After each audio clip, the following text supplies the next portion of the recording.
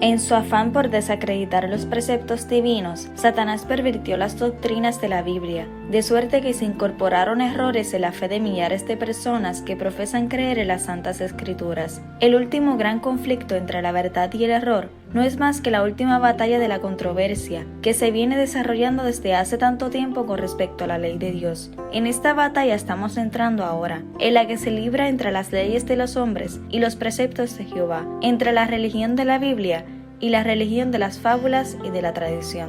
Ciertamente estamos llegando al final de esa gran batalla, donde la verdad y el error quedarán separados. ¿Y separados por qué? A la ley y al testimonio. Si no hablaren conforme a esto, es porque no les ha amanecido. Y es allí donde la verdad nos librará, mas el error nos esclavizará. ¿De qué parte tú deseas estar? Por tal motivo te invitamos a escudriñar las Sagradas Escrituras que dan testimonio del único Dios verdadero y de su Hijo amado Jesucristo, nuestro Salvador y Redentor, quien vino a este mundo en carne para salvarte a ti y a mí. ¿Estás dispuesto a aceptarlo? Porque Él te librará del gran engaño, y a conocerlo, porque el conocimiento hacia Jehová es la inteligencia. Y es así como Él se mostrará para con nosotros como un Dios personal, a través de su Hijo amado. Seas bienvenido a su programa Las Perlas Escogidas de los Testimonios, donde hallaremos la verdadera religión de la Biblia versus la religión de las fábulas y las tradiciones. Dios nos bendiga rica y poderosamente, y que el Espíritu que levantó a Jesús de los muertos nos acompañe en este maravilloso estudio. Primera pregunta. A la respuesta a esta pregunta entenderemos quién es Dios y quién es Jesús. Y la pregunta es, ¿cómo todo empezó? El soberano del universo no estaba solo en su obra benéfica. Tuvo un compañero, un colaborador que podía apreciar sus designios y que podía compartir su regocijo al brindar felicidad a los seres creados. En el principio era el Verbo. El Verbo estaba con Dios y el Verbo era Dios. Este estaba en el principio con Dios. Cristo es el Verbo, el unigénito de Dios. Era uno solo con el Padre eterno.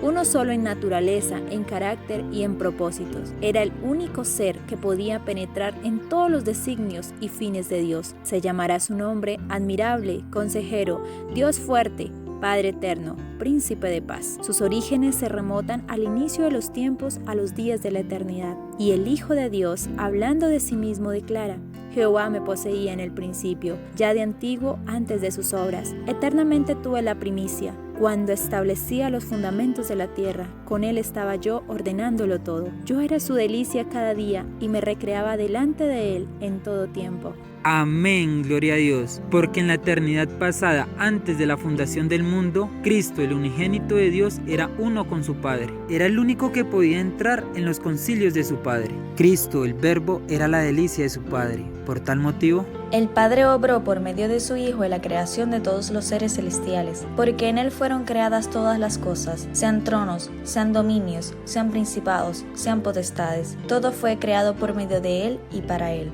Los ángeles son los ministros de Dios, que, irradiando la luz que constantemente dimana de la presencia de Él, y valiéndose de sus rápidas alas, se apresuran a ejecutar la voluntad de Dios. Pero el Hijo, el ungido de Dios, la misma imagen de su sustancia, el resplandor de su gloria, y sustentador de todas las cosas con la palabra de su poder, tiene la supremacía sobre todos ellos. Un trono de gloria, excelso desde el principio, era el lugar de su santuario, una vara de equidad, el cetro de su reino. Alabanza y magnificencia delante de Él, poder y hermosura de su santuario, misericordia y verdad van delante de tu rostro.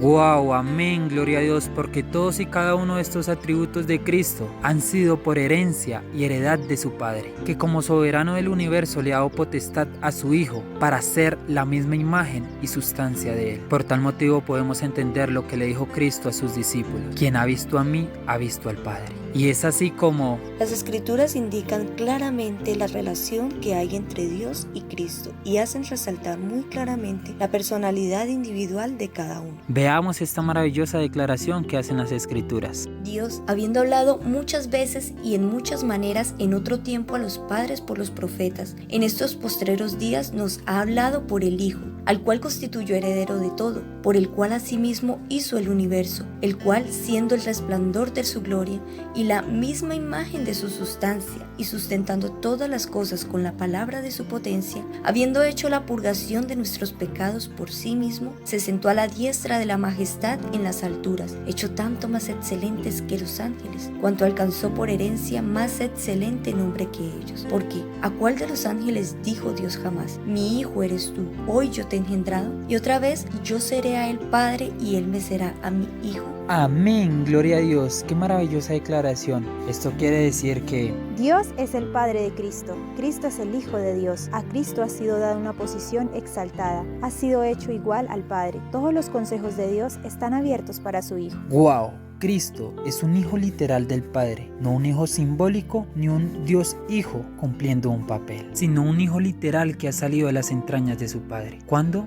En los tiempos de la eternidad pasada. Él, el Verbo, el unigénito de Dios, ha sido engendrado. Ahora veamos la declaración que Jesús le dijo a los judíos. Mi Padre hasta ahora obra, y yo obro. No puede el Hijo hacer nada de sí mismo, sino lo que viera hacer al Padre, porque todo lo que Él hace, esto también hace el Hijo juntamente, porque el Padre ama al Hijo, y le muestra todas las cosas que Él hace. Aquí se recalca otra vez la personalidad del Padre y la del Hijo, y se demuestra la unidad que existe entre ellos.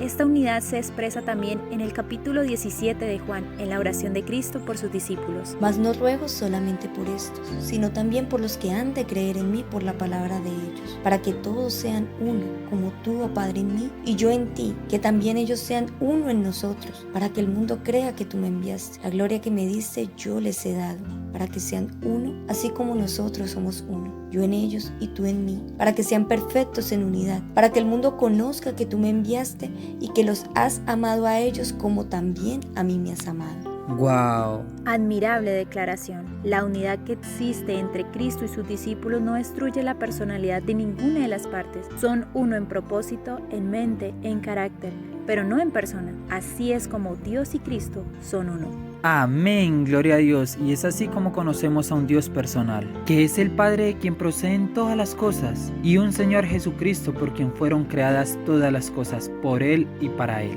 Dios nos bendiga rica y poderosamente, y nos veremos en un siguiente video. Feliz inicio de semana.